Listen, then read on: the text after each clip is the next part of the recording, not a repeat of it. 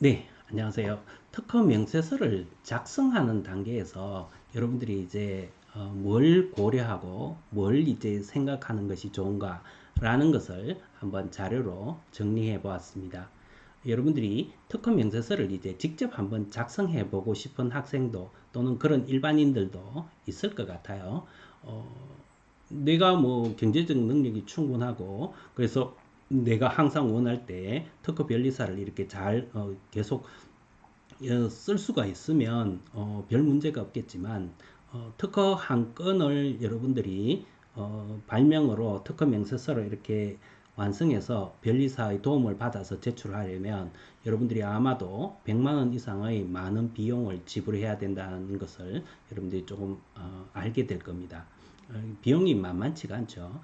단지 특허 출원에만 해당되는 것이 아니라 특허 출원 또 등록 또 그 이후에 뭐 특허 수수료 이런 여러 가지들이 포함되기 때문에 특허 비용이 사실은 굉장히 크게 소요가 됩니다. 그러면서 또는 여러분들이 특허 변리사와 특허 명세서를 작성하더라도 특허에 대한 어떤 기본적인 의미들을 여러분들이 잘 캐치하면 특허의 품질을 훨씬 더 고도화 높게 만들 수가 있기 때문에 여러분들이 이런 강의들을 또는 이 내용을 들어두면 좋을 수도 있습니다.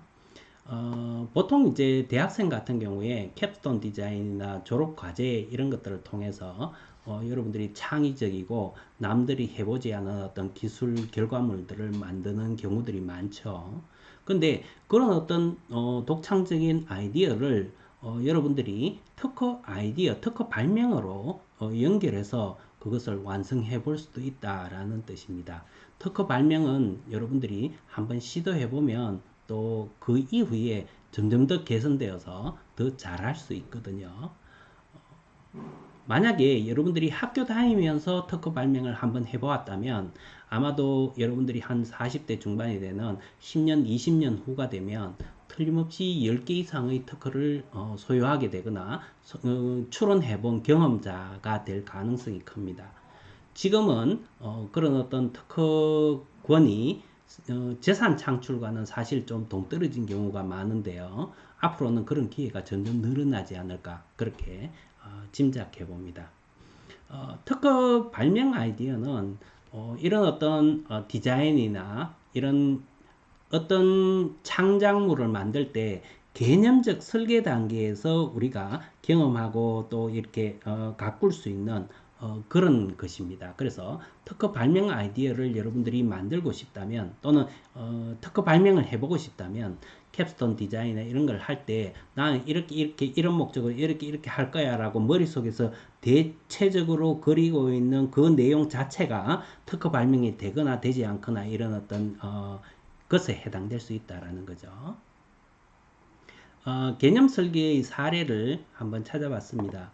물론 이제 이 말하는 화분이라는 것은 네이버 검색에서 찾아낸 것이기 때문에 이미 상품화도 다 되어 있고 그것이 지금은 이제 특허 발명의 대상이 안 된다는 것은 명확합니다. 그렇지만 그 내용을 이제 우리가 특허 발명의 입장에서 한번 시기적으로는 다르지만 생각해 보겠습니다.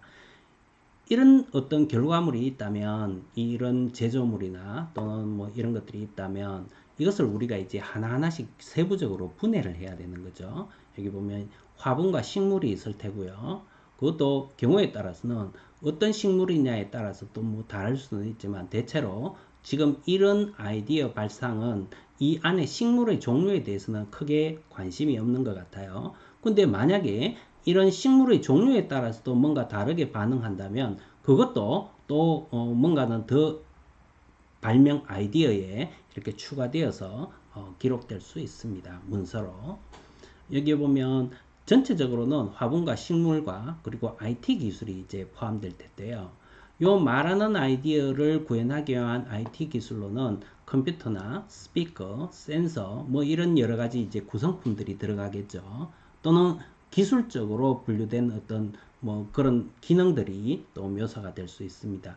그렇게 하나하나 다 세부적으로 나눈 다음에 이것을 다시 특허 검색 엔진에서 다 선행 특허들을 검색을 해서 이전에 이런 유해 기술이나 이런 것들을 이렇게 결합해서 이런 효과를 낸 것이 있느냐 없느냐를 찾아서 없으면 특허 발명이 될 수 있다라는 거죠.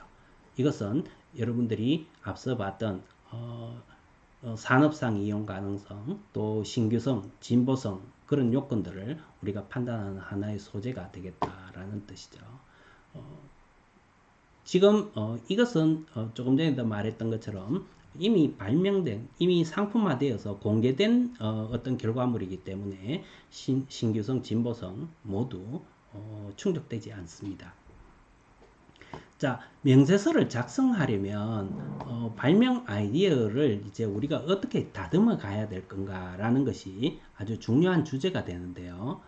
여러분들이 최초 아이디어를 수집하고 분류하는 것은 우리가 간단히 이제 이렇게 메모를 할 수 있죠.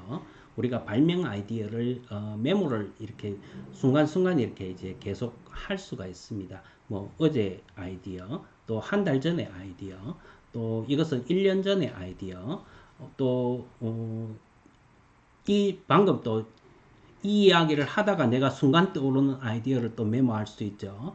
그런 것들을 수집해서 전부 메모해 놨다가 그런 것들을 기술적으로 다 분류를 해서 합칠 것은 합치고 또 새로운 것은 새로운 것으로 이렇게 나눠서 그런 것들을 이제 수집 분류를 합니다. 그 다음에 그 각각의 아이디어 그룹들을 선행기술과 비교 검토를 합니다. 여기 키프레스라고 여러분들이 검색을 네이버 검색에서 하면 특허 정보 검색 사이트를 여러분들이 찾을 수 있는데요. 거기서 1차적으로는 한국 특허에서 여러분들의 아이디어가 포함된 것이 특허 발명으로 출원된 적이 있는가 또는 무효, 취하 모든 것들을 일단 공개된 모든 특허 정보들은 모두 모아야 합니다. 그래서 찾아보고 이전에 그런 내용을 내가 머릿속에서 그리고 있는 어떤 아이디어가 이전의 어떤 특허 문서에서 나온 적이 없어. 그러면 특허 발명이 될 가능성이 매우 높습니다. 그래서 그것을 하면 좋겠다. 그 다음에 그렇게 했는데 공교롭게도 이전에 특허에 그런 것들이 다 있습니다. 다 있으면 그 아이디어들을 꼼꼼히 다시 한번 검토해 보면서 내가 지금 하려고 하는 어떤 아이디어를 다시 조금 변형할 수 있겠죠. 더 낮고 우수하게 그렇게 변형하는 작업을 여러분들이 하고 이렇게 변형한 작업을 다시 또 선행 특허와 비교를 해봅니다. 여기 변형되거나 추가되거나 하면 기술 구성 요소가 또 더 추가될 수 있죠. 더 추가되어서 그것을 또 선행 기술과 이렇게 비교를 해보고 그것이 만약에 똑같다면 공통적인 사항이 발견되지 않는다면 비로소 이것은 특허 발명으로 인정될 수 있구나. 즉 앞서 우리가 봤던 이 앞에서 봤던 이 장면입니다. 여기서 신규성이나 진보성 요건을 만족하는가 또는 통상의 기술자 관점에서 진보성을 만족하는가 이 진보성을 그것을 이제 여러분들이 발명자의 입장에서 또는 아이디어 차원에서 그것을 판단해 보면 굉장히 특허 발명을 고품질로 만들어낼 수 있습니다.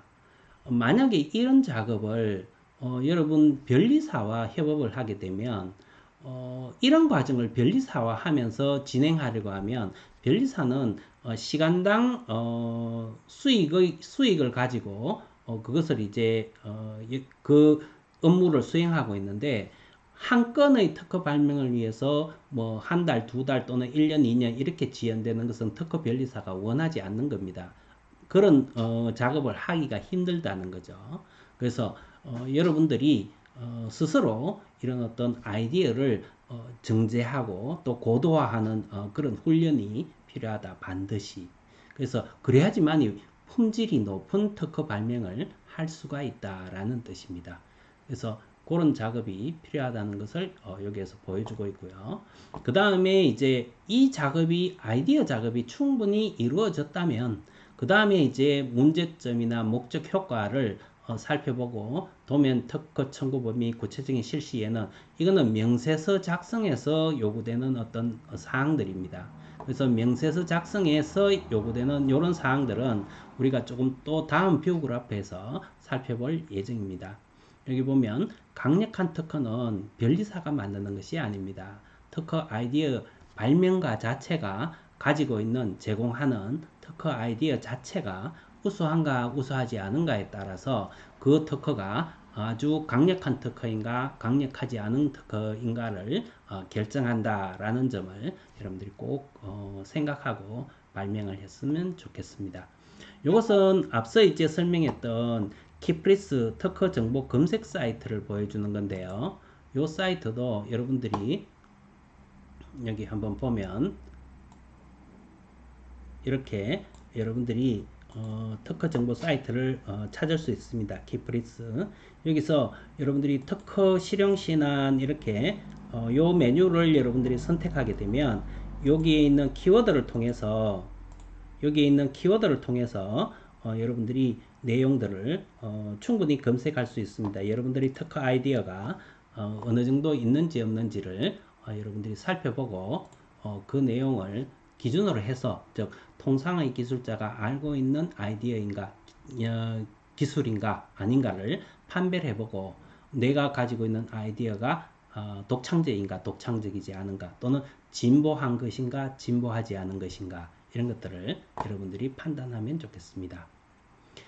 자, 이것은 이제 거의 마지막 단계에 왔는데요. 여러분들이 특허 발명 명세서를 이제 여러분들이 직접 작성하거나 또는 변리사와 함께 이런 명세서를 이제 작성하게 될 텐데요.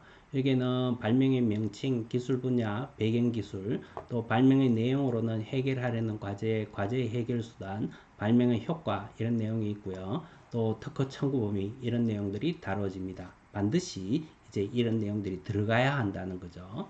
이것은 특허법에서 요구하는 어떤 발명 명세서의 기본 요건입니다.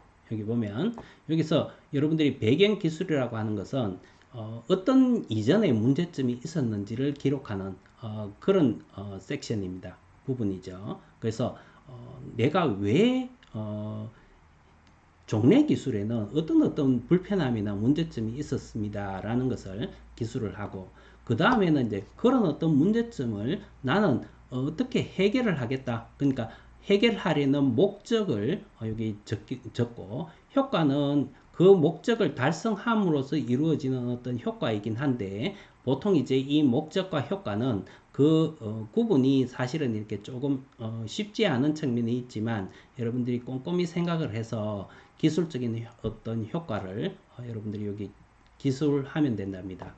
여기 과제의 해결 수단은 맨 마지막에 있는 특허 청구 범위라고 해서 어떤 특허권이 가지는 법적인 어떤 효력의 범위를 지정하는 것인데요.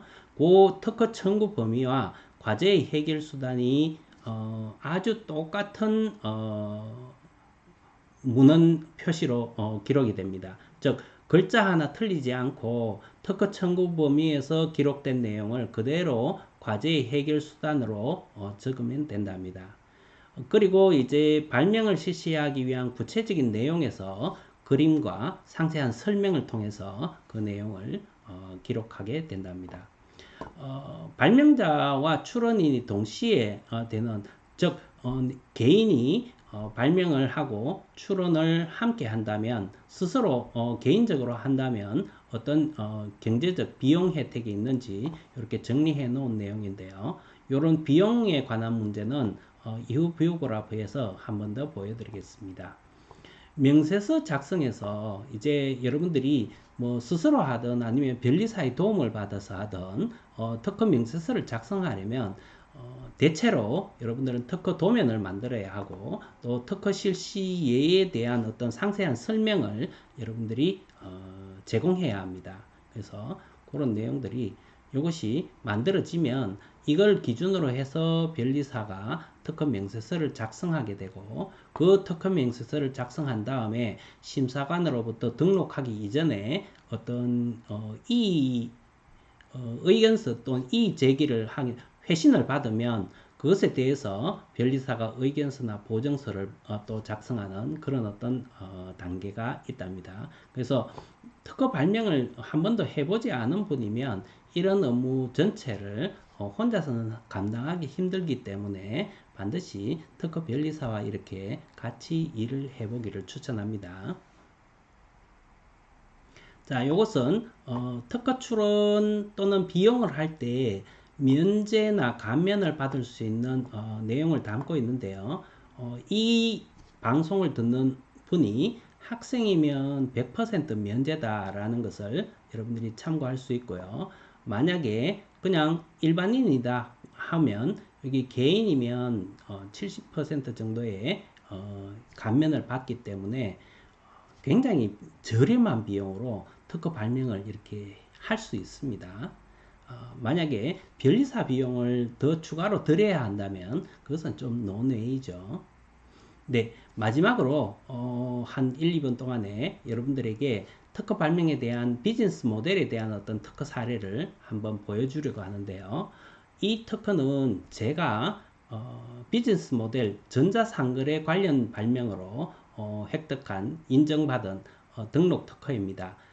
이 특허는 여기 요 특허 번호를 찾아서 조금 더 상세하게 여러분들이 찾아볼 수 있기 때문에 요 상세한 내용에 대해서는 생략을 하겠습니다.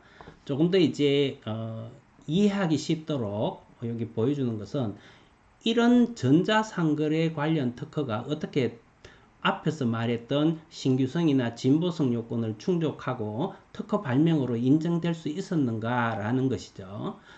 이 발명은 이 전자상거래 특허는 우리나라에 전자상거래가 도입된 이후에도 10년, 20년 한참 시간이 지난 다음에 특허청에 출원이 되고 등록된 사례입니다. 이 이전에 지금 제가 받은 이 덤상품 BM 특허 이전의 전자상거래 특허들은 또는 이제 수수료 감면이나 또는 이렇게 어떤 여러분들이 뭐 포인트 혜택이나 여러 가지 전자상거래에서 마케팅 수단으로 쓰이고 있는 그런 어떤 수단들이 있죠. 그런 것들은 대부분 내가 어떤 전자상거래 사이트에서 물건을 구매했다고 하면 그 물건을 구매한 가격이나 종류에 따라서 아주 복잡한 계산을 해서 그것을 현금으로 전환을 하고 그 현금으로 전환된 것을 다시 포인트로 이렇게 산정해주는 그런 복잡한 과정을 거칩니다. 근데 이 특허를 내는 이 특허 아이디어는 내가 어떤 상품을 구매를 하면 그 상품에 대해서 이후에 이루어지는 그런 어떤 현금으로 전환하는 과정을 전혀 실시를 하지 않는 거죠. 생략을 한다는 뜻입니다. 구성 요소에서 반드시 있어야 하는 그런 구성 요소를 제외를 하고 내가 샀던 그 물건을 판매자 측에서 이렇게 카운트를 쭉 하다가 일정한 수량이 되면 여기 예를 들어서 여기 표시하는 것은 10번째 구매가 일어나면 10개 중에 1개는 선착순으로 맨 첫 번째 구매자에게 그 덤 상품을 하나 더 보너스로 준다는 개념입니다. 그렇게 해서 어떤 비즈니스 혜택을 주는 모델이기 때문에 특허로 인정되었다는 사례입니다. 그래서 여러분들이 이런 아이디어가 실제로 특허 발명 아이디어로 인정될 수도 있다라는 점을 여러분들이 한번 생각해 보고 여러분들 스스로도 다양하게 이렇게 그 특허 발명에 대한 인식을 조금 높일 수 있는 계기가 되었으면 합니다. 네, 오늘 발표는 이것으로 모든 발표를 마치도록 하겠습니다. 네, 수고했습니다.